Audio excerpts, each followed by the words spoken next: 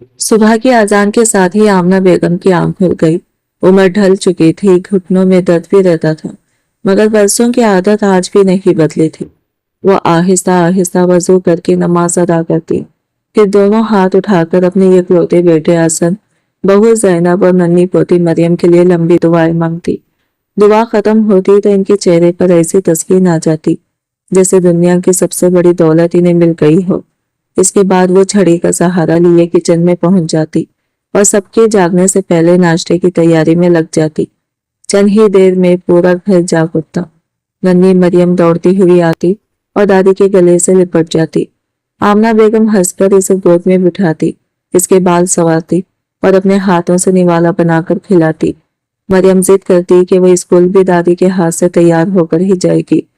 हसन हर सुबह दफ्तर जाने से पहले माँ के हाथ की चाय जरूर पीता था। वो अक्सर मुस्कुराकर कहता, अम्मी, आपके हाथ की चाय में ना जाने क्या बात है, सारा दिन थकन महसूस नहीं होती। आमना बेगम बेटे की बात सुनकर खामोशी से मुस्कुरा देती, क्योंकि इन्हें मालूम था कि माँ के हाथ का जायका किसी बाजार में नहीं मिलता। इस घर की दीवारें भी एक लंबी जदोजहद की गवाह थी। हसन सिर्फ 7 बरस का था जब इसके वालिद इस दुनिया से रुखसत हो गए थे। इस दिन के बाद आमना बेगम ने अपनी हर खुशी कुर्बान कर दी। दिन भर लोगों के कपड़े सीती रहती, रात को मोहल्ले की औरतों के लिए कढ़ाई करती और कभी किसी के घर जाकर सिलाई का काम भी कर लेती, मगर अपने बेटे की तालीम पर कभी समझौता ना किया। कई रातें ऐसी गुजरी जब उन्होंने खुद खुश्क रोटी और पानी पर गुजारा कर लिया, मगर हसन के लिए दूध और फल जरूर लाई। वो हमेशा एक ही दुआ करती थी, या अल्लाह मेरे बेटे को इतना कामयाब बना दे कि इसे कभी किसी के सामने हाथ ना फैलाना पड़े। वक्त गुजरता गया और अल्लाह ने इनकी मेहनत रंग ले आई। हसन एक कामयाब इंजीनियर बन गया, अच्छी नौकरी मिली, अपना खूबसूरत घर बना, फिर इसकी शादी जैनब से हो गई। आमना बेगम को यूं लगता था जैसे बरसों की सारी थकन एक लम्हे में खत्म हो गई हो। वो हर आने वाले से यही कहती, मेरा रब बहुत करीम है, इसने मेरी हर दुआ कबूल कर ली। अब मुझे दुनिया से और कुछ नहीं चाहिए, बस मेरा घर हमेशा आबाद रहे। मगर इंसान अक्सर यही समझता है कि खुशियों के दिन हमेशा एक जैसे रहेंगे, जबकि किस्मत खामोशी से ये कैसा मोड़ तैयार कर रही होती है जिसका किसी को अंदाजा नहीं होता। जब भी मैं सुबह फजर की नमाज पढ़कर अपने हाथ दुआ के लिए उठाती हूँ तो सबसे पहले अपने इकलौते बेटे हसन का नाम लेती हूँ, फिर अपनी बहू जैनब और नन्ही पोती मरियम के लिए दुआएं मांगती हूँ। मेरी उम्र अब 70 बरस के करीब पहुंच चुकी है, घुटनों में दर्द भी रहता है और नजर भी पहले जैसी नहीं रही, मगर मेरे रब ने मुझे इतनी हिम्मत जरूर दी है कि आज भी अपने घर वालों के लिए अपने हाथों से नाश्ता तैयार कर सकूं। मेरे लिए यही मेरी दुनिया है, यही मेरी खुशी है। मेरे शौहर इस वक्त इस दुनिया से चले गए थे जब इंसान सिर्फ 7 साल का था। इस दिन मुझे यूं लगा जैसे मेरे सरों से पूरा आसमान छिन गया हो, मगर मैंने अपने आंसू अपने बेटे के सामने कभी नहीं बहने दिए।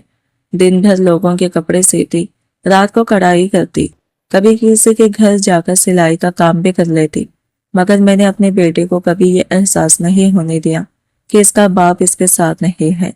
कई रातें ऐसी भी आई जब मैंने खुद भूखे रहकर इसे पेट भरकर खाना खिलाया, क्योंकि मुझे यकीन था कि माँ की भूख से ज्यादा जरूरी औलाद का पेट भरना होता है। अल्लाह ने मेरी मेहनत जाया नहीं की। मेरा हसन पढ़ लिख कर एक बड़ा इंजीनियर बन गया। जिस दिन इसकी पहली तनख्वाह आई थी वो सीधा मेरे पास आया, मेरे हाथ चूमे और कहा, अम्मी, आज से आपको कोई काम नहीं करना पड़ेगा। इस दिन मेरी आंखों से खुशी के आंसू रुक ही नहीं रहे थे। मुझे लगा था कि मेरी सारी आजमाइशें खत्म हो गई हैं। फिर इसकी शादी जैनब से हुई और कुछ ही अरसे बाद मेरी नन्ही पोती मरियम इस घर में आई। वो मेरे दिल का सुकून बन गई। हर सुबह मेरी गोद में आकर बैठ जाती, मेरे हाथ से नाश्ता करती और जिद करती कि स्कूल भी दादी ही तैयार करेंगी। इसे देखकर मैं अक्सर अपने रब का शुक्र अदा करती कि इसने मुझे दुनिया की हर नेमत दे दी है। इस वक्त मुझे जरा भी अंदाजा नहीं था कि कभी कभी इंसान जिन रिश्तों पर सबसे ज्यादा फख्र करता है, जिंदगी इन्हीं रिश्तों का सबसे मुश्किल इम्तिहान भी ले लेती है। मेरी बहू जैनब शुरू में बहुत अच्छी थी। वो मुझे अम्मी जान कहकर बुलाती, मेरे साथ बैठकर चाय पीती और हर काम में मेरी राय जरूर लेती थी। मैं दिल ही दिल में अल्लाह का शुक्र अदा करती کہ اس نے میرے بیٹے کے نصیب میں اتنی سمجھدار لڑکی لکھی۔ میں نے کبھی اسے بہو نہیں سمجھا، ہمیشہ بیٹی کی طرح چاہا۔ جب بھی وہ بیمار ہوتی میں ساری رات اس کے سرہانے بیٹھی رہتی، اس کی پسند کا کھانا بناتی اور اسے آرام کرنے کا کہتی۔ وہ بھی کئی بار میرا ہاتھ پکڑ کر کہتی، امی جان، اللہ ہر لڑکی کو آپ جیسے ساز دے۔ اس کی یہ بات سن کر میری آنکھیں خوشی سے بھر آتی، لیکن وقت ہمیشہ ایک جیسا نہیں رہتا۔ حسن کی نوکری میں ترقی ہوئی تو اس کی ذمہ داریاں بھی بڑھ گئیں۔ وہ پہلے کی طرح جلدی گھر نہیں آ پاتا تھا، کبھی کسی میٹنگ میں مصروف ہوتا، کبھی شہر سے باہر جانا پڑتا۔ ادھر زینب بھی گھر اور مریم کی ذمہ داریوں میں الجھتی جا رہی تھی۔ آہستہ آہستہ اس کے لہجے میں وہ پہلے والی نرمی کم ہونے لگی۔ پہلے وہ ہر بات مسکرا کر کہہ دیتی تھی، مگر اب چھوٹی چھوٹی باتوں پر پریشان ہو جاتی۔ اگر میں کسی چیز کی جگہ بھول جاتی تو وہ ہلکی سی ناراضی سے کہتی، امی جان، آپ اپنی چیزیں سنبھال کر کیوں نہیں رکھتی؟ پھر سارا گھر پریشان ہو جاتا ہے۔ میں خاموشی سے مسکرا دیتی اور خود کو ہی قصوروار سمجھنے لگتی۔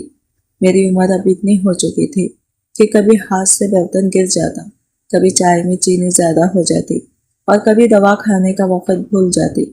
میں جانتی تھی کہ بڑھاپا انسان سے بہت سی چیزیں چھین لیتا ہے، مگر میں پوری کوشش کرتی تھی کہ میرے ہاتھوں کسی کی تکلیف نہ پہنچے۔ اس کے باوجود مجھے محسوس ہونے لگا تھا کہ زینب اب پہلے کی طرح میرے پاس بیٹھ کر باتیں نہیں کرتی۔ وہ اکثر اپنے کمرے میں چلی جاتی یا موبائل میں مصروف رہتی۔ میں کئی بار اس کے پاس جا کر بیٹھتی، مگر وہ کسی نہ کسی بہانے سے اٹھ جاتی۔ مجھے دکھ تو ہوتا تھا، لیکن میں خود کو یہی سمجھاتی کہ شاید گھر کی ذمہ داریاں اسے تھکا دیتی ہوں گی۔ صرف میری پوتی مریم تھی جو آج بھی میری دنیا تھی۔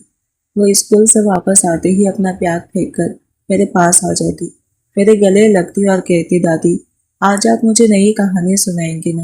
میں اسے سینے سے لگا لیتی۔ اس کی معصوم ہنسی میری ہر تھکن بھلا دیتی تھی۔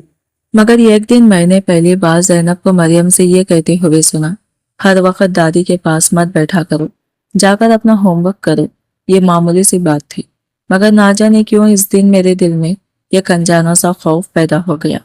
مجھے محسوس ہوا جیسے میرے اور میری پوتی کے درمیان کوئی آہستہ آہستہ ایک دیوار کھڑی کر رہا ہو، اور مجھے یہ بھی معلوم نہیں تھا کہ یہ دیوار ایک دن ہمارے پورے گھر کی خوشیاں نگل جائے گی۔ میں نے کبھی سوچا بھی نہیں تھا کہ ایک ہی گھر میں رہتے ہوئے بھی انسان آہستہ آہستہ اپنے ہی لوگوں کے لیے اجنبی بن سکتا ہے۔ پہلے زینب میرے ساتھ بیٹھ کر ہر بات کیا کرتی تھی، مگر اب پورا پورا دن گزر جاتا اور وہ مجھ سے صرف ضرورت کے وقت ہی بات کرتی۔ میں خود کو تسلی دیتی کہ شاید وہ گھر کے کاموں میں مصروف ہوگی، مگر حقیقت اس سے کہیں زیادہ تلخ تھی۔ اس کے دل میں میرے لیے جگہ آہستہ آہستہ کم ہوتی جا رہی تھی، اور مجھے اس کا احساس بھی ہونے لگا تھا۔ ایک دن میری طبیعت کچھ زیادہ خراب تھی، رات بھر بخار رہا تھا، اس لیے صبح اٹھنے میں دیر ہو گئی۔ جب میں کچن میں پہنچی تو زینب نے خطرے ناراضی سے کہا، امی جان، آپ اپنی صحت کا خیال کیوں نہیں رکھتی؟ اگر آپ بیمار ہوں گی تو گھر کے سارے کام بھی رک جائیں گے۔ اس کے الفاظ عام سے تھے، مگر لہجہ ایسا تھا کہ میرے دل میں چپ گئے۔ میں نے خاموشی سے معذرت کی اور دوبارہ کام میں لگ گئی۔ اس دن پہلی بار مجھے محسوس ہوا کہ شاید اب میری موجودگی سہارا نہیں، بوجھ سمجھی جانے لگی ہے۔ حسن پہلے کی طرح میرا خیال تو رکھتا تھا، مگر اب اس کے پاس میرے لیے وقت بہت کم رہ گیا تھا۔ وہ صبح جلدی دفتر چلا جاتا اور رات گئے واپس آتا۔ میں کئی بار سوچتی کہ آج اس سے دل کی بات کروں گی، مگر جب وہ تھکا ہوا گھر آتا تو میرا دل نہیں مانتا تھا کہ اپنی وجہ سے اس کی پریشانی بڑھاؤں۔ وہ میرے سر پر ہاتھ رکھ کر صرف اتنا کہتا، امی اپنی دوائیاں وقت پر کھا لیا کریں۔ پھر مریم کو گود میں اٹھا کر اپنے کمرے میں چلا جاتا۔ میں اس کی پشت کو دیکھتی رہ جاتی اور دل ہی دل میں دعا کرتی کہ اللہ میرے بیٹے کو ہر غم سے بچائے۔ آہستہ آہستہ گھر کا ماحول بھی بدلنے لگا۔ پہلے ہم سب ایک ہی دسترخوان پر بیٹھ کر کھانا کھاتے تھے، ہنسی مذاق ہوتا تھا، مگر اب اکثر حسن اور زینب اپنے کمرے میں ہی کھانا کھا لیتے۔ میں اور مریم کبھی کبھی اکیلے بیٹھ کر کھانا کھاتے۔ وہ معصوم بچی مجھے اپنے اسکول کی باتیں سناتی رہتی اور میں اسے دیکھ کر مسکراتی رہتی، لیکن میرے دل کے اندر ایک عجیب سی خاموشی اترتی جا رہی تھی۔ ایسا لگتا تھا جیسے میرا اپنا گھر مجھ سے آہستہ آہستہ دور ہوتا جا رہا ہو۔ ایک شام میں پانی لینے کے لیے کچن کی طرف جا رہی تھی کہ زینب کی آواز میرے کانوں میں پڑی۔ وہ حسن سے کہہ رہی تھی، آپ نے کبھی سوچا ہے کہ ہماری اپنی زندگی بھی ہے؟ ہر وقت امی جان کی دوائیاں، ان کی دیکھ بھال، ان کی بھولنے کی عادت، آخر کب تک؟ مریم بھی اب بڑی ہو رہی ہے، گھر میں ہر وقت یہی ماحول رہے گا تو بچے پر کیا اثر پڑے گا؟ میں دروازے کے پیچھے ہی رک گئی، میرے قدم جیسے زمین میں جم گئے تھے۔ حسن نے فوراً کوئی جواب نہیں دیا، صرف اتنا کہا، زینب وہ میری ماں ہے۔ زینب نے لمبی سانس لے کر کہا، میں یہ نہیں کہہ رہی کہ وہ آپ کی ماں نہیں ہے، مگر ہر رشتے کی ایک حد ہوتی ہے۔ یہ جملے سن کر میری آنکھوں سے بھی اختیار آنسو بہنے لگے۔ میں خاموشی سے واپس اپنے کمرے میں آ گئی، کسی سے کچھ نہ کہا، پوری رات سجدے میں اپنے رب سے یہی دعا مانگتی رہی، یا اللہ، اگر میری وجہ سے میرے بیٹے کے گھر کا سکون ختم ہو رہا ہے تو مجھے کوئی ایسا راستہ دکھا دے جس سے میرے بچوں کی خوشیاں محفوظ رہ جائیں۔ مجھے کیا معلوم تھا کہ میری یہ دعا بہت جلد ایک ایسے امتحان کی شکل اختیار کر لے گی جس کا تصور بھی میں نے کبھی نہیں کیا تھا۔ اس رات کے بعد میں نے فیصلہ کر لیا کہ اب میں اپنے بچوں پر خود کو کبھی مسلط نہیں کروں گی۔ صبح پہلے کی طرح سب سے پہلے اٹھتی، نماز پڑھتی، خاموشی سے ناشتہ بنا دیتی اور پھر اپنے کمرے میں واپس آ جاتی۔ پہلے میں مریم کے ساتھ بیٹھ کر ہنسی مذاق کیا کرتی تھی، مگر اب جان بوجھ کر اسے زیادہ دیر اپنے پاس نہیں روکتی تھی۔ مجھے ڈر تھا کہ کہیں میری وجہ سے پھر گھر میں کوئی بات نہ بن جائے۔ مریم کئی بار ضد کرتی، دادی آپ میرے ساتھ کہانی کیوں نہیں سنتی؟ پہلے تو آپ مجھے خود بلاتی تھی۔ میں اس کی معصوم چہرے کو دیکھ کر مسکرا دیتی، مگر دل ہی دل میں ٹوٹ جاتی۔ میں بہانہ بنا دیتی کہ میری طبیعت ٹھیک نہیں، حالانکہ بیمار میرا جسم نہیں، میرا دل تھا۔ ایک دن دوپہر کے وقت میری طبیعت اچانک بہت خراب ہو گئی، چکر آ کر میں صحن میں گر پڑی۔ مریم نے سب سے پہلے مجھے دیکھا تو گھبرا کر زور زور سے رونے لگی۔ اس کی آواز سن کر زینب دوڑتی ہوئی آئی۔ اس نے مجھے سہارا دے کر بستر پر لٹایا اور ڈاکٹر کو بھی بلایا۔ ڈاکٹر نے میرا معائنہ کرنے کے بعد کہا، ان کی عمر زیادہ ہے، انہیں صرف دوائی نہیں بلکہ سکون، توجہ اور اپنائیت کی بھی ضرورت ہے۔ یہ خود کو بہت تنہا محسوس کر رہی ہیں۔ ڈاکٹر کی بات سن کر زینب چند لمحوں کے لیے خاموش ہو گئی، مگر جیسے ہی ڈاکٹر چلا گیا وہ پھر روزمرہ کے کاموں میں مصروف ہو گئی۔ شاید اس کے پاس سوچنے کا وقت ہی نہیں تھا، یا شاید اس نے سوچنا ہی چھوڑ دیا تھا۔ اس شام حسن معمول سے کچھ جلدی گھر آیا۔ اس نے میری طبیعت پوچھی، میرے پاس بیٹھ کر دوائیاں رکھی اور کہا، امی اپنا خیال رکھا کرے، آپ ہی تو ہمارے گھر کی برکت ہے۔ میں نے اس کے چہرے کی طرف دیکھا، وہی میرا بیٹا تھا جسے میں نے اپنی گود میں کھلایا تھا، مگر اس کی آنکھوں میں پہلے جیسی بے فکری نہیں رہی تھی۔ اس کے چہرے پر ذمہ داریوں، تھکن اور ذہنی دباؤ کی گہری لکیریں صاف دکھائی دے رہی تھی۔ میں نے اس کے سر پر ہاتھ رکھا اور کہا، بیٹا اللہ تمہیں ہمیشہ خوش رکھے، میری فکر مت کیا کرو، بوڑھے درخت زیادہ دن سایہ نہیں دیتے۔ میری بات سن کر وہ فوراً بولا، ایسی باتیں نہ کیا کرے امی، مگر نہ جانے کیوں اس دن اس کی آواز میں بھی ایک عجیب سی بے بسی تھی۔ چند دن بعد میں نے محسوس کیا کہ حسن اور زینب اکثر میرے کمرے کے باہر آہستہ آہستہ باتیں کرتے تھے۔ جیسے ہی میں باہر نکلتی دونوں خاموش ہو جاتے، کبھی ان کی نظریں مجھ سے ملتی ہی نہیں تھی، کبھی وہ بات بدل دیتے۔ میں سمجھ گئی تھی کہ ضرور کوئی ایسی بات ہے جو مجھ سے چھپائی جا رہی ہے، مگر میں نے کبھی پوچھنے کی کوشش نہیں کی۔ زندگی نے مجھے یہ ایک بات سکھا دی تھی کہ کچھ سوال ایسے ہوتے ہیں جن کے جواب سننے سے بہتر ہے انسان خاموش رہے۔ ایک رات میں پانی پینے کے لیے اٹھی تو دیکھا کہ ڈرائننگ روم کی لائٹ جل رہی تھی۔ حسن اور زینب آمنے سامنے بیٹھے تھے۔ زینب کی آواز دھیمی تھی، مگر اس کے لہجے میں بے چینی صاف محسوس ہو رہی تھی۔ وہ کہہ رہی تھی، ہم اس طرح زیادہ دن نہیں چل سکتے، کوئی نہ کوئی فیصلہ تو کرنا ہی پڑے گا۔ حسن نے دونوں ہاتھوں سے اپنا سر پکڑ لیا۔ وہ کافی دیر تک خاموش بیٹھا رہا، پھر بہت آہستہ آواز میں بولا، مجھے تھوڑا سا وقت دے دو، آخر وہ میری ماں ہے۔ یہ الفاظ میرے کانوں تک پہنچے تو میرے دل کی دھڑکن تیز ہو گئی۔ میں واپس اپنے کمرے میں آ گئی، مگر پوری رات ایک ہی سوال میرے ذہن میں گونجتا رہا، آخر ایسا کون سا فیصلہ تھا جس کے لیے میرے بیٹے کو اپنی ہی ماں ہونے کا سہارا دینا پڑ رہا تھا؟ اس رات کے بعد میرے دل میں ایک عجیب سا خوف گھر کر گیا تھا۔ میں ہر وقت یہی سوچتی رہتی کہ آخر احسن اور زینب کس فیصلے کی بات کر رہے تھے۔ کئی بار دل چاہا کہ اپنے بیٹے سے پوچھ لوں، مگر پھر یہی خیال آتا کہ اگر اس نے کچھ نہ بتایا تو شاید اس کے دل پر اور بوجھ بڑھ جائے گا۔ میں نے اپنی زندگی میں ہمیشہ اپنے بچوں کی آسانی چاہی، ان کی آزمائش کبھی نہیں بننا چاہتی تھی، اس لیے میں نے خاموش رہنے کو ہی بہتر سمجھا۔ چند دنوں بعد میں نے محسوس کیا کہ گھر میں ایک عجیب سی تبدیلی آ گئی ہے۔ حسن پہلے کی نسبت میرے کمرے میں زیادہ آنے لگا تھا۔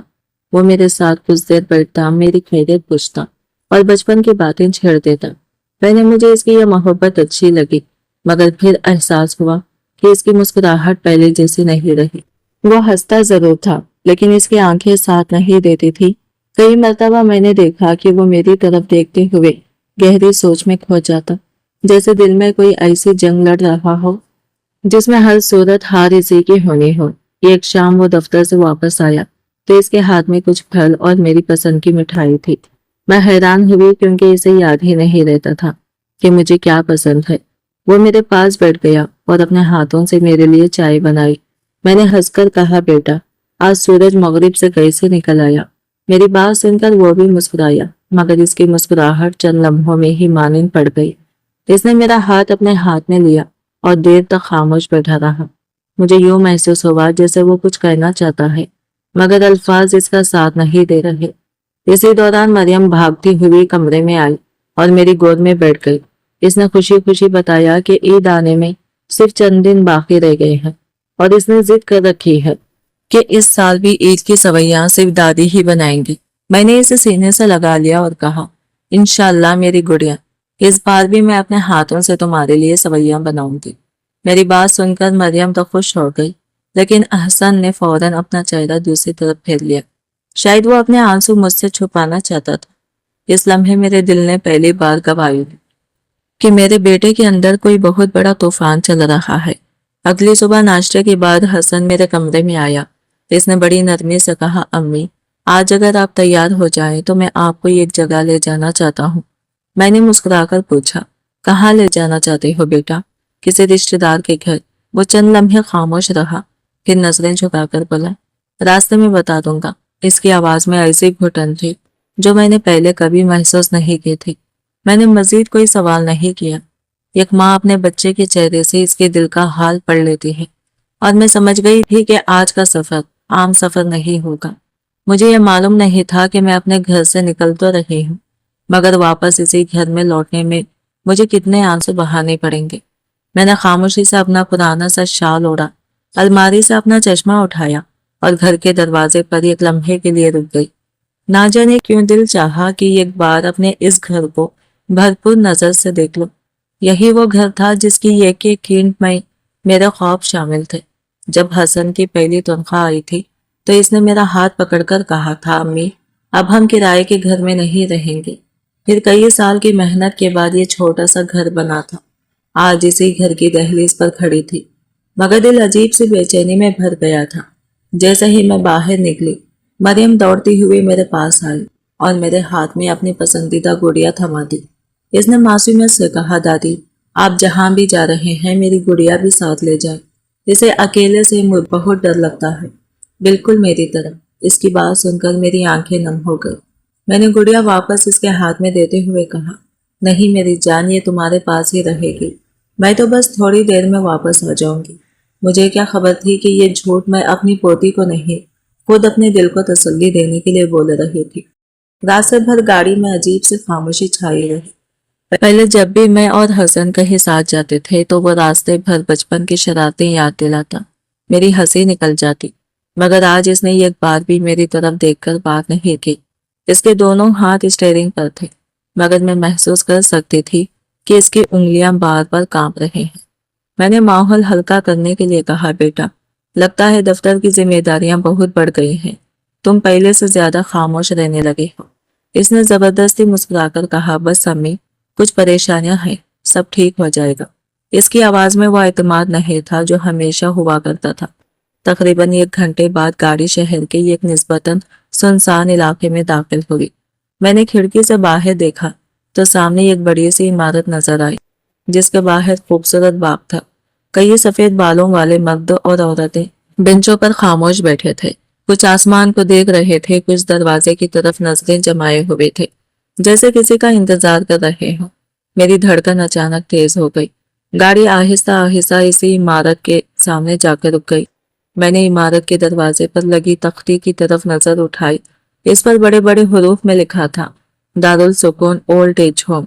एक लम्हे के लिए मुझे यूं लगा जैसा मेरे कानों में शोर गूंजने लगा हो। मेरी आंखों के सामने अंधेरा सा छा गया। मैंने आहिस्ता से हसन की तरफ देखा। इसका सर झुका हुआ था, आंखों से आंसू मुसलसल गिर रहे थे, मगर वो मेरी तरफ देखने की हिम्मत नहीं कर पा रहा था। काफी देर की खामोशी के बाद इसने लरजती हुई आवाज में कहा, अम्मी, मैं बहुत बुरा बेटा हूँ। शायद आप इस काबिल नहीं थे कि ये दिन देखती, लेकिन मैं बहुत कमजोर पड़ गया हूँ। घर में हर रोज झगड़े होते हैं। मरियम भी डरने लगी है। मैं हर तरफ से फंस गया हूँ। मैंने बहुत कोशिश की, मगर कोई रास्ता नहीं निकला। यहाँ आपकी उम्र के लोग भी हैं, आपका दिल भी लगा रहेगा, और मैं वादा करता हूँ हर हफ्ते आपसे मिलने आया करूंगा। मैंने इसकी बात खामोशी से सुनी। मेरे दिल पर जैसे किसी ने हजारों पत्थर रख देते, मगर मैंने अपने आंसू इसके सामने नहीं बहने दिए। मैंने सिर्फ इतना कहा, बेटा, माँ अपने बच्चों के फैसलों से नहीं, उनके दिलों से जीतती है। अगर तुम्हें लगता है कि तुम्हारी खुशी इसी में है, तो मैं तुमसे कोई शिकवा नहीं करूंगी। बस एक वादा करना, ईद के दिन मुझे ये एहसास मत होने देना कि मेरी औलाद जिंदा होते हुए भी मैं तन्हा हूँ। मेरी ये बात सुनकर हसन बच्चों की तरह फूट फूट कर रोने लगा, मगर इस दिन इसके आंसू भी इस फैसले को बदल ना सके। मैंने अपनी आंखों के आंसू दुपट्टे के किनारे से साफ किए और गाड़ी का दरवाजा खोलकर आहिस्ता आहिस्ता बाहर आ गई। हसन ने मेरा छोटा सा बैग उठाया हुआ था, जिसके कदम मेरी निस्बत ज्यादा भारी थे। ओल्ड एज होम के दरवाजे तक पहुंचने में सिर्फ चंद लम्हे लगे, मगर मुझे यूं महसूस हो रहा था जैसे मैं अपनी पूरी जिंदगी पीछे छोड़कर जा रही हूँ। दरवाजा खुला तो एक दरमियानी उम्र की खातून मुस्कुराते हुए आगे बढ़ी। उन्होंने निहायत शफकत से मेरा इस्तकबाल किया और कहा, अम्मी जी आइए, यहाँ सब आप जैसे ही लोग रहते हैं, फिक्र ना करें। इनकी बात में मोहब्बत थी, मगर एक माँ का दिल जानता है कि दुनिया की कोई मोहब्बत औलाद की मोहब्बत की जगह नहीं ले सकती। हसन ने जरूरी कागजात पर दस्तखत किए। मैं खामोशी से इसे देखती रही। वो बार बार चोरी से मेरी तरफ देखता और फिर नज़रें झुका लेता। जब सब कार्रवाई मुकम्मल हो गई तो इसने मेरा हाथ पकड़ा और कांपती हुई आवाज में बोला, अम्मी, मैं जल्द ही आपसे मिलने आऊंगा, आप अपना ख्याल रखिएगा। मैंने इसके सर पर हाथ रखा और सिर्फ इतना कहा, अल्लाह तुम्हें हमेशा खुश रखे बेटा। माँ की दुआएं कभी ख़त्म नहीं होती, चाहे औलाद साथ रहे या दूर। वो एक लम्हा मेरे गले लगा, फिर अचानक खुद को मुझसे अलग किया और तेजी से बाहर निकल गया। शायद अगर वो एक लम्हा और रुकता तो अपने फैसले पर कायम न रह पाता। मैं दरवाजे तक इसे जाती हुई देखती रही। जब इसकी गाड़ी नजरों से ओझल हो गई तो पहली बार मुझे एहसास हुआ कि तन्हाई की आवाज कितनी खौफनाक होती है। वहां रहने वाली बुजुर्ग खवातीन मुझे अपने कमरे तक ले गई। कमरा साफ सुथरा था। एक छोटा सा बिस्तर, एक अलमारी, एक जाई नमाज और खिड़की के बाहर एक नीम का दरख्त। सामान रखते ही यह खातून मेरे पास आई और मुस्कुराकर बोली, पहली बार आए हैं ना, रो लीजिए। हम सब पहले दिन बहुत रोए थे। इनकी यह बात सुनकर मेरा जब्त का बंधन टूट गया। मेरी आंखों से आंसू बहने लगे। उन्होंने मेरा हाथ थाम लिया और कहा, मैं भी कभी अपने बेटे के घर की रौनक थी, आज यहाँ हूँ। वो सामने बैठी सुफिया बाजी को इनकी बेटी छोड़ गई थी और वो कोने में बैठी खदीजा आपा पिछले 4 साल से अपने बेटे का इंतजार कर रहे हैं। पहले हर महीने आने का वादा था, फिर हर ईद का, अब वादे भी आना छोड़ गए हैं। इनकी बातें सुनकर मेरे दिल में ये ठेस से उठी, मगर मैंने खुद को संभालते हुए कहा, नहीं, मेरा हसन ऐसा नहीं है। इसने मुझसे वादा किया है कि वो ईद के दिन जरूर आएगा। वो बचपन से कभी अपना वादा नहीं तोड़ता था। मेरी आवाज में यकीन था, मगर वहां बैठी कई बुजुर्ग औरतें एक दूसरे की तरफ देखकर खामोशी से मुस्कुराती। वो मुस्कुराहट खुशी की नहीं, बरसों के तजुर्बे की थी। शायद वो मेरे यकीन के अंजाम को मुझसे पहले जानती थी, मगर किसी ने मेरी उम्मीद नहीं तोड़ी। इसी रात मैंने सोने से पहले जाई नमाज बिछाई और अपने रब के सामने बहुत देर तक बैठे रही। मैंने अपने लिए कुछ नहीं मांगा, मैंने सिर्फ अपने बेटे की खुशी, इसकी सलामती और इसके घर की सुकून की दुआ की। دعا ختم کر کے جب میں بستر پر لیٹی تو میری نظر کھڑکی سے آسمان پر چمکتے چاند پر پڑی۔ میں نے دل ہی دل میں سوچا، بس چند دن بعد عید ہے، میرا بیٹا ضرور آئے گا، وہ مجھے کبھی بھول نہیں سکتا۔ اس امید کو سینے سے لگا کر میں نے آنکھیں بند کر لی، مگر مجھے معلوم نہیں تھا کہ اولڈ ایج ہوم میں سب سے زیادہ ٹوٹنے والی چیز انسان کا جسم نہیں، اس کی امید ہوتی ہے۔ اولڈ ایج ہوم میں رہتے ہوئے مجھے چند ہی دن ہوئے تھے، مگر ایسا لگتا تھا جیسے برسوں گزر گئے ہوں۔ یہاں ہر چہرہ ایک ادھوری کہانی تھا، اور ہر آنکھ کسی اپنے کی راہ دیکھتے دیکھتے تھک چکی تھی۔ صبح سب ایک ساتھ نماز پڑھتے، پھر ناشتے کے لیے ہال میں جمع ہوتے۔ ظاہری طور پر سب ایک دوسرے سے ہنس کر بات کرتے، مگر جیسے ہی کوئی اپنے بچوں کا ذکر چھڑ دیتا، پورا ماحول خاموش ہو جاتا۔ میں نے محسوس کیا کہ یہاں رہنے والے زیادہ تر بوڑھے بیماری سے نہیں، تنہائی سے کمزور ہوئے تھے۔ میری سب سے زیادہ دوستی رشیدہ آپا سے ہو گئی تھی۔ ان کی عمر مجھ سے کچھ زیادہ تھی۔ ایک دن وہ میری ساتھ باغ میں بیٹھی تھی۔ انہوں نے جیب سے ایک پرانی سی تصویر نکالی اور بڑے پیار سے اسے دیکھنے لگی۔ میں نے پوچھا، یہ کس کی تصویر ہے؟ ان کی آنکھوں میں آنسو آ گئے۔ بولی، میرے 2 بیٹے ہیں، جب یہاں چھوڑ کر گئے تھے تو کہا تھا امی صرف 1 مہینے کی بات ہے، پھر ہم آپ کو لے جائیں گے۔ آج 8 سال ہو گئے ہیں۔ پہلے فون آتے تھے، پھر وہ بھی بند ہو گئے۔ اب تو مجھے یہ بھی نہیں معلوم کہ وہ کس شہر میں رہتے ہیں۔ ان کی بات سن کر میرا دل کانپ گیا۔ میں نے فوراً کہا، اللہ بڑا مہربان ہے، ایک دن وہ ضرور آئیں گے۔ وہ ہلکا سا مسکرائی اور بولی، ہم سب یہی کہتے تھے، پھر ایک دن کہنا بھی چھوڑ دیا۔ ان کی بات نے میرے دل میں ایک لمحے کے لیے خوف پیدا کیا، مگر اگلے ہی لمحے میں نے اپنے آپ کو سمجھایا کہ میرا حسن ایسا نہیں ہو سکتا۔ وہ میرا بیٹا ہے۔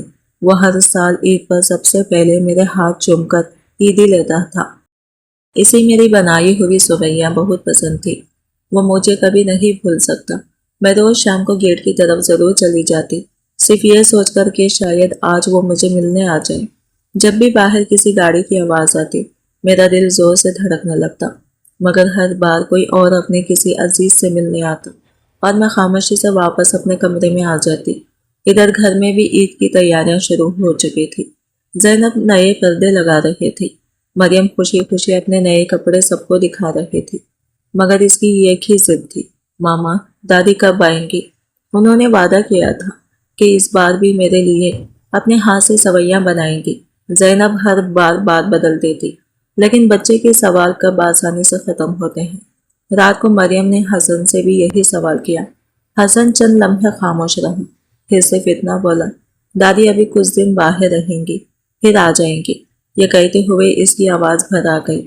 اس نے فوراً چہرہ دوسری طرف کر لیا تاکہ کوئی اس کی آنکھوں میں چھپے آنسو نہ دیکھ سکے۔ ادھر میں ہر نماز کے بعد ایک ہی دعا مانگتی تھی، یا اللہ میرے بچوں کے دلوں میں ہمیشہ محبت قائم رکھنا۔ اگر میری جدائی ان کے گھر کا سکون ہے تو مجھے صبر دے دینا، مگر میری پوتی کے دل سے میری محبت کبھی کم نہ ہونے دینا۔ مجھے یقین تھا کہ عید کا چاند نظر آتے ہی میرا بیٹا ضرور آئے گا، کیونکہ ماں سے کیا ہوا وعدہ کوئی بیٹا کب تک بھلا سکتا ہے۔ لیکن مجھے کیا معلوم تھا کہ عید کی صبح صرف میری نہیں، وہاں موجود ہر ماں کی امید کا بھی امتحان لینے والی تھی۔ آخر وہ شام بھی آ گئی جس کا پورا شہر بے صبری سے انتظار کر رہا تھا۔ مغرب کے بعد جیسے ہی عید کا چاند نظر آنے کی خبر پھیلی، اولڈ ایج ہوم میں بھی ہلچل مچ گئی۔ سب بزرگ ایک دوسرے کو گلے لگا کر عید مبارک کہنے لگے، مگر میں نے محسوس کیا کہ ہر مسکراہٹ کے پیچھے ایک ادھورا انتظار چھپا ہوا تھا۔ کوئی اپنے بیٹے کی بات کر رہا تھا، کوئی اپنی بیٹی کے آنے کی امید باندھ رہا تھا، اور کوئی خاموشی سے آسمان کی طرف دیکھ کر آنسو چھپا رہا تھا۔ میں بھی اپنی جائے نماز پر بیٹھ کر دیر تک دعا کرتی رہی۔ میرے دل میں صرف ایک ہی یقین تھا کہ میرا حسن ضرور آئے گا، کیونکہ اس نے مجھ سے وعدہ کیا تھا۔ عید کی صبح میں نے بڑی محبت سے اپنی وہی ہلکی سبز رنگ کی شلوار قمیض پہنی تھی جو حسن نے پچھلی عید پر مجھے تحفے میں دی تھی۔ بالوں میں کنگھی کی، ہلکا سا عطر لگایا اور الماری سے وہ چھوٹا سا لفافہ نکالا جس میں نے کئی مہینوں سے تھوڑے تھوڑے پیسے جمع کیے تھے۔ میں چاہتی تھی کہ جب مریم آئے تو اسے اپنے ہاتھ سے عیدی دو۔ اس لفافے کو میں نے بار بار چوما اور اپنے تکیے کے نیچے رکھ دیا۔ دل بار بار یہی کہہ رہا تھا کہ آج میری پوتی ضرور دوڑتی ہوئی میرے گلے لگے گی۔ नाश्ते के बाद ओल्ड एज होम के मरकजी हॉल में सब बुजुर्ग बैठ गए। हर चंद मिनट बाद दरवाजा खुलता, सबकी नजरें एक साथ उठ जाती, मगर अंदर कोई मुलाजिमा आता या किसी इदारे के लोग ईद की मिठाई देकर चले जाते। आहिस्ता आहिस्ता दोपहर होने लगी। कुछ बुजुर्गों के चेहरे पर मायूसी साफ नजर आने लगी। यह खातून तो दरवाजे को देखते देखते अचानक रोने लगे। वो बार बार यही कह रहे थे, मेरे बेटे ने कहा था अम्मी, ईद का पहला निवाला आपके साथ खाऊंगा, शायद रास्ते में होगा, जरूर आएगा। मगर शाम तक इनका बेटा ना आया। मैं खुद को मजबूत जाहिर करने की कोशिश कर रही थी, मगर हर गुजरते लम्हे के साथ मेरा दिल भी टूट रहा था। मैं हर थोड़ी देर बाद उठकर दरवाजे तक जाती, बाहर सड़क को देखती और फिर खामोशी से वापस आकर बैठ जाती। वहां मौजूद एक मुलाजिमा मेरे पास आई और धीरे से बोली, अम्मी जी, आप थक जाएंगी, आ जाइए, बैठ जाइए। मैंने मुस्कुराकर जवाब दिया, बेटी, माँ अपने बच्चे का इंतजार करते हुए कभी नहीं थकती। इधर घर में ईद की खुशियां थी, मगर हसन के दिल में अजीब सी बेचैनी थी। नए कपड़े पहनने के बावजूद इसके चेहरे पर खुशी का नामो निशान नहीं था। मरियम बार बार दरवाजे की तरफ देखती और पूछती, पापा, दादी अभी तक क्यों नहीं आई? क्या वो हमसे नाराज हैं? हसन के पास इस सवाल का कोई जवाब नहीं था। इसने सिर्फ अपनी बेटी को सीने से लगा लिया, मगर इसके अपने दिल में ऐसा बोझ था जो हर लम्हा बढ़ता जा रहा था। इसे मालूम नहीं था कि चंद ही लम्हों बाद इसकी नन्ही बेटी एक ऐसा सवाल पूछने वाली है जो इसकी पूरी जिंदगी बदल कर रख देगा। ईद की नमाज अदा करने के बाद सब लोग एक दूसरे से गले मिल रहे थे, मगर हसन के चेहरे पर खुशी के बजाय अजीब सी उदासी थी। मोहल्ले वाले इसे ईद मुबारक कह रहे थे, मगर वो बामुश्किल मुस्कुराकर जवाब दे रहा था। घर वापस आया तो दस्तरखान पर हर वो चीज मौजूद थी जो इसे पसंद थी, लेकिन आज ना इसका दिल खाने में लग रहा था और ना ही किसी से बात करने को चाह रहा था। इसकी नजरें बार बार उसे खाली कुर्सी पर जाकर रुक जाती, जहां हर ईद पर मैं सबको अपने हाथों से सवैयां पेश किया करती थी। आज वो कुर्सी खाली थी, मगर शायद इससे भी ज्यादा खाली इसका दिल था। इसी दौरान मरियम अपनी ईदी गिनते गिनते अचानक बोली, पापा, मेरी ईदी तो दादी हमेशा अपने हाथ से देती थी, इस बार मेरी ईदी कहाँ है? हसन ने जबरदस्ती मुस्कुराते हुए अपनी जेब से कुछ नोट निकाले और इसकी तरफ बढ़ा दिए। मरियम ने नोट लेने के बजाय मासूमियत से कहा, नहीं, मुझे दादी वाले हाथ की ईदी चाहिए। ये सुनकर हसन के हाथ वही रुक गए। इसके पास कोई जवाब नहीं था। चंद लम्हों बाद मरियम दोबारा बोली, पापा, आप कहते थे कि दादी बूढ़ी हो गई है, इसलिए इन्हें वहां छोड़ आए। जब आप भी बूढ़े हो जाएंगे तो क्या मैं भी आपको ऐसे ही किसी घर में छोड़ आऊं? फिर मैं भी ईद आपके बगैर मना लिया करूं। या अल्फाज किसी तीर की तरह हसन के दिल में उतर गए। इसके हाथ से चाय का कप छूटकर फर्श पर गिर गया। पूरे घर में खामोशी छा गई। ज़ैनब भी एक लम्हे के लिए साकित रह गई। हसन ने अपनी बेटी की तरफ देखा। इसकी मासूम आंखों में कोई शिकायत नहीं थी, सिर्फ एक सादा सा सवाल था, मगर इसी सवाल ने हसन की बरसों की सोच को हिला कर रख दिया। अचानक हसन की आंखों के सामने अपना पूरा बचपन घूमने लगा। इसे याद आया, जब इसे तेज बुखार हुआ था तो मैं 3 रातें मुसलसल जागते रही थी। डॉक्टर ने महंगी दवा लिखी थी और मेरे पास पैसे नहीं थे, तो मैंने अपनी शादी के आखिरी सोने की चूड़ियां बेच दी थी। इसे याद आया कि एक बार स्कूल की फीस जमा न होने पर इसे क्लास से बाहर निकाल दिया गया था और अगले ही दिन मैंने लोगों के घरों में दिन रात सिलाई करके फीस जमा की थी। इसे वो बारिश वाली रात भी याद आ गई जब मैं खुद भीगती रही, मगर अपनी चादर इसके ऊपर डाल दी ताकि मेरे बेटे को सर्दी न लग जाए। इसे अपना वो पहला दिन भी याद आया जब वो इंजीनियर बनकर घर आया था और मेरे कदमों में सर रखकर कहा था, अम्मी, आज से आप सिर्फ आराम करेंगी, आपकी आंख में कभी आंसू नहीं आने दूंगा। ये सब याद आते ही हसन बच्चों की तरह फूट फूट कर रोने लगा। इसने दोनों हाथों से अपना चेहरा छुपा लिया। इसे महसूस हो रहा था जैसे वो अपनी माँ को नहीं, अपनी इंसानियत को ओल्ड एज होम छोड़ आया हो। ज़ैनब पहली बार अपने शौहर को इस तरह टूटते हुए देख रही थी। इसे भी अपनी कई बातें याद आने लगी। इसकी नजरें झुक गई और दिल में पहली बार शदीद निदामत ने जन्म लिया। मगर हसन के दिल में अब सिर्फ एक ही आवाज़ गूंज रही थी, मुझे अपनी माँ के पास जाना है, अभी इसी वक्त। हसन ने एक लम्हा भी ज़ाया नहीं किया।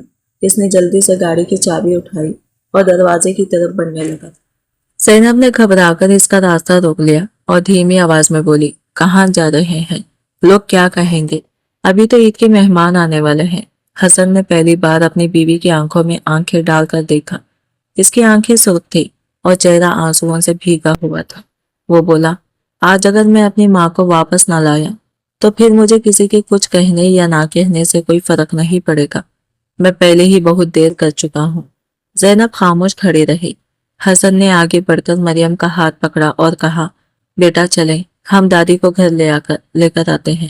مریم خوشی سے اچھل پڑی۔ وہ دوڑ کر اپنی چھوٹی سی گڑیا لے آئی اور بولی، میں نے دادی سے کہا تھا نا کہ یہ گڑیا ان کے بغیر اداس رہتی ہے۔ آج دادی بھی گھر آئیں گے اور میری گڑیا بھی خوش ہو جائے گی۔ مریم کی معصوم بات سن کر زینب کی آنکھوں سے بھی آنسو بہنے لگے۔ اسے پہلی بار احساس ہوا کہ اس نے صرف ایک بوڑھی عورت کو نہیں، اپنی بیٹی کی خوشیوں کو بھی اس سے دور کر دیا تھا۔ ادھر اولڈ ایج ہوم میں دوپہر ڈھل چکی تھی۔ اکثر بزرگ اپنے اپنے کمروں میں واپس جا چکے تھے۔ کسی کے چہرے پر خاموشی تھی، کسی کے آنکھوں میں آنسو۔ میں ابھی تک ہال کے قریب رکھی یہ کرسی پر بیٹھی دروازے کی طرف دیکھ رہی تھی۔ میرے ہاتھ میں وہی عیدی کا لفافہ تھا جو میں نے مریم کے لیے سنبھال کر رکھا تھا۔ میں نے دل کو سمجھا لیا تھا کہ شاید آج حسن کسی مجبور میں نہ آ سکا ہو۔ میں نے خود سے کہا، کوئی بات نہیں آمنہ، ماں انتظار کرنا جانتی ہے، شاید کل آ جائے، شاید پرسوں آ جائے۔ مگر یہ کہتے ہوئے میری آواز خود میرا ساتھ نہیں دے رہی تھی۔ میں نے آسمان کی طرف دیکھا اور آہستہ سے دعا کی، یا اللہ، میرے بیٹے کو ہمیشہ خوش رکھنا۔ اگر اس کی خوشی میری جدائی میں ہے تو مجھے اس پر بھی راضی کر دے۔ میرے دل میں اس کے لیے کبھی شکوہ پیدا نہ ہونے دینا۔ دعا کرتے کرتے میری آنکھوں سے آنسو ٹپکنے لگے۔ اتنے میں اچانک اولڈ ایج ہوم کی مرکزی دروازے کے باہر ایک گاڑی آ کر رکی۔ وہاں موجود ملازمہ نے چونک کر باہر دیکھا، کیونکہ عید کے دن اس وقت شاذ و نادر ہی کوئی آنے والا ہوتا تھا۔ اگلے ہی لمحے دروازہ تیزی سے کھلا، سب کی نظریں ایک ساتھ اسی طرف اٹھ گئی۔ میں نے بھی بے اختیار سر اٹھایا۔ دروازے پر کھڑا شخص تیزی سے اندر آ رہا تھا۔ اس کی آنکھوں سے آنسو بہہ رہے تھے، سانس پھولی ہوئی تھی اور اس کے لب بار بار صرف ایک ہی لفظ ادا کر رہے تھے، امی، امی، مجھے معاف کر دیجیے۔ اس آواز کو پہچاننے میں مجھے ایک لمحہ بھی نہ لگا۔ وہ میرا حسن تھا، میرا وہی بیٹا جس کا میں صبح سے نہیں بلکہ اپنی پوری زندگی سے انتظار کر رہی تھی۔ میرے کانوں میں جیسے ہی حسن کی آواز پڑی، میرے ہاتھ سے عیدی والا لفافہ زمین پر گر گیا۔ میں نے بے یقینی سے اس کی طرف دیکھا۔ چند لمحوں کے لیے مجھے یوں لگا جیسے میں کوئی خواب دیکھ رہی ہوں، مگر اگلے ہی لمحے میرا بیٹا دوڑتا ہوا میرے قریب آیا اور میرے قدموں میں گر گیا۔ اس نے میرے دونوں ہاتھ مضبوطی سے پکڑ لیا اور بچوں کی طرح زاروں خطا رونے لگا۔ پورا ہال خاموش ہو گیا۔ وہاں موجود تمام بزرگ اور عملہ حیرت سے یہ منظر دیکھ رہے تھے۔ حسن ہچکیوں کے درمیان بار بار یہی کہہ رہا تھا، امی، مجھے معاف کر دیں، میں بہت بڑا گناہ کر بیٹھا ہوں۔ میں نے لوگوں کی باتیں، حالات اور اپنی کمزوری کو آپ سے بڑا سمجھ لیا۔ جس ماں نے اپنی پوری زندگی میرے لیے قربان کر دی، میں نے اسی ماں کو تنہا چھوڑ دیا۔ مجھے سزا دیجیے، ڈانٹ لیجیے، مگر یہ مت کہیں کہ آپ مجھ سے ناراض ہیں۔ اگر آج آپ نے مجھے معاف نہ کیا تو میں ساری زندگی خود کو معاف نہیں کر سکوں گی۔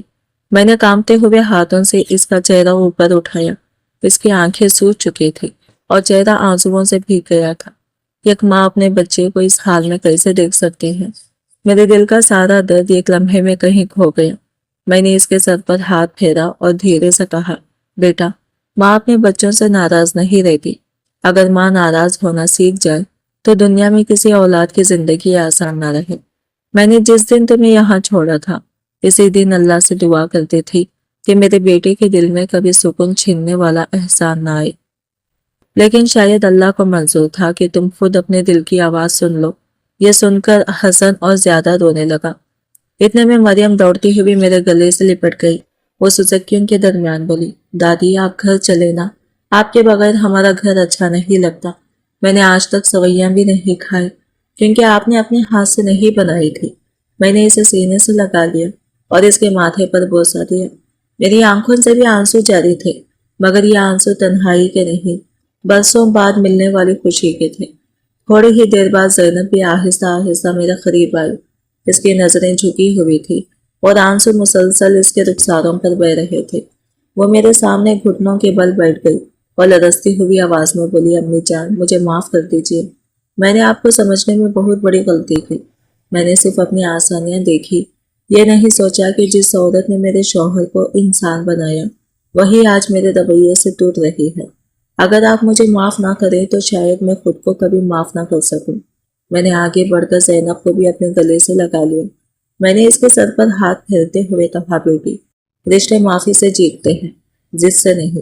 اگر آج ہم ایک دوسرے کو معاف نہ کریں تو ہماری آنے والی نسلیں بھی یہی سیکھیں گی کہ رشتے جوڑ دیے جاتے ہیں، نبھائے نہیں جاتے۔ میری بات سن کر وہاں موجود کئی بزرگ عورتوں کی آنکھیں بھر آئی۔ کسی نے آہستہ سے کہا، کاش آج ہمارے بچے بھی ہمیں لینے آ جائیں۔ ان کی یہ بات سن کر میری خوشی کے ساتھ ایک درد بھی جاگ اٹھا۔ میں نے دل ہی دل میں دعا کی، یا اللہ جس طرح آج میرے بیٹے کو اس کی ماں تک واپس لے آیا، اسی طرح اس گھر میں رہنے والی ہر ماں کی جھولی بھی اپنی اولاد کی محبت سے بھر دے۔ اولڈ ایج ہوم سے واپس آتے ہوئے میں گاڑی کی پچھلی نشت پر بیٹھی تھی۔ میری ایک طرف مریم میرا ہاتھ مضبوطی سے پکڑے بیٹھی تھی اور دوسری طرف حسن بار بار ریئر مرر میں میری طرف دیکھ رہا تھا۔ شاید اسے اب بھی یقین نہیں آ رہا تھا کہ میں اس کے ساتھ واپس گھر جا رہے ہوں۔ راستے بھر کسی نے زیادہ بات نہیں کی، مگر اس خاموشی میں بھی ایک سکون تھا۔ یہ وہ خاموشی نہیں تھی جو جدائی سے پیدا ہوتی ہے، بلکہ وہ خاموشی تھی جس میں بچھڑے ہوئے رشتے دوبارہ جڑ رہے تھے۔ میں نے کھڑکی سے باہر دیکھا۔ عید کی رونقیں اب بھی ویسے ہی تھی، مگر آج میرے دل میں پہلی بار محسوس ہوا کہ عید نئے کپڑوں، میٹھی سوئیاں اور عیدی کا نام نہیں، بلکہ وہ ٹوٹے ہوئے رشتوں کو جوڑنے کا نام ہے۔ جیسے ہی گاڑی گھر کے سامنے رکی، مریم نے میرا ہاتھ پکڑا اور خوشی سے بولی، دادی اب آپ کہیں نہیں جائیں گی، میں روز آپ کے ساتھ سوؤں گی، آپ سے کہانیاں سنوں گی اور کسی کو بھی آپ کو لے جانے نہیں دوں گی۔ اس کی معصوم بات پر سب کی آنکھیں نم ہو گئی۔ میں نے اس کے ماتھے کو چوما اور کہا، نہیں میری گڑیا، اب تمہاری دادی تمہیں چھوڑ کر کہیں نہیں جائے گی۔ جب تک اللہ کو منظور ہوگا میں تمہارے ساتھ ہی رہوں گی۔ گھر کے اندر قدم رکھتے ہی میں چند لمحوں کے لیے رک گئی۔ وہی دیواریں، وہی صحن، وہی چھوٹا سا کچن، مگر آج ہر چیز مجھے پہلے سے زیادہ قیمتی لگ رہی تھی۔ میں نے جھک کر گھر کی دہلیز کو چھوا اور دل ہی دل میں اللہ کا شکر ادا کیا۔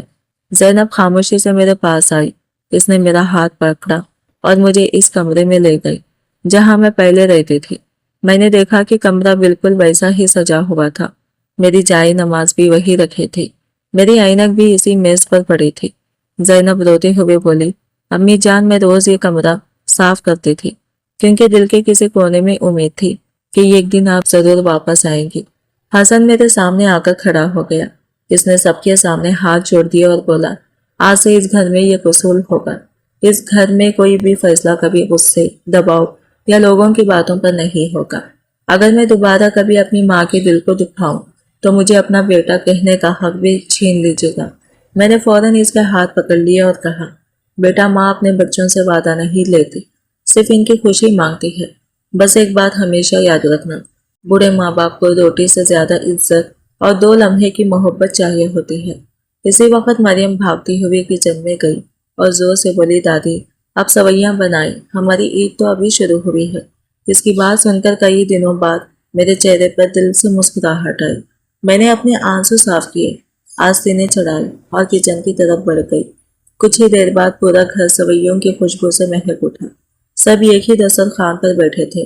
حسن نے پہلا نوالا میرے ہاتھ سے کھایا، زینب نے میرے ہاتھ چوم کر معافی مانگی اور مریم میرے کندھے سے لگی بیٹھی ہنس رہی تھی۔ اس لمحے میں نے دل ہی دل میں اپنے رب کا شکر ادا کیا اور سوچا، اولاد کی سب سے بڑی کامیابی بڑی نوکری یا بڑا گھر نہیں ہوتی، بلکہ وہ دن ہوتا ہے جب وہ اپنے ماں باپ کی آنکھوں میں خوشی کے آنسو لے آئے، ندامت کے نہیں۔ آج کی ویڈیو کہانی آپ کو کیسی لگی کمنٹ کر کے ضرور بتائے گا، اور ویڈیو اچھی لگی ہے تو لائک شیئر ضرور کیجیے گا اور ہمارے چینل کو سبسکرائب کریں۔ فرینڈز پلیز ہمیں سپورٹ کریں اور زیادہ سے زیادہ سبسکرائب کریں۔ ملتے ہیں اگلے نیو ویڈیو کے ساتھ، تب تک لیے بائے بائے، ٹیک کیئر، اللہ حافظ۔